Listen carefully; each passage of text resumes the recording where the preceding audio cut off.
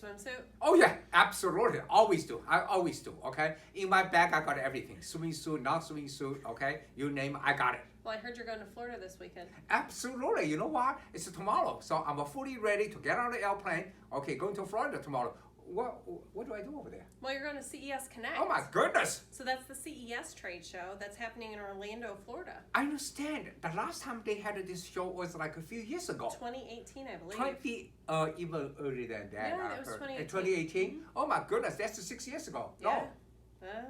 Yeah. 18. I can't do math today. I don't know, 4 years ago. I don't know. But anyway, I understand it's a big show. Big show. Okay. So big show. So what do we do over there? Well, we're going to show off some of our latest and greatest technology to all the attendees. We have some super show specials. So if you're a CES branch or an end user that's going to be visiting Connect, we have specials right for you. We're also going to be giving away some great prizes, and I heard that we're raffling off that iPad. Is that iPad? Brand new. Oh my goodness, In it's the brand box. new. Look at how thin this is, right? It's a cool. Oh my God.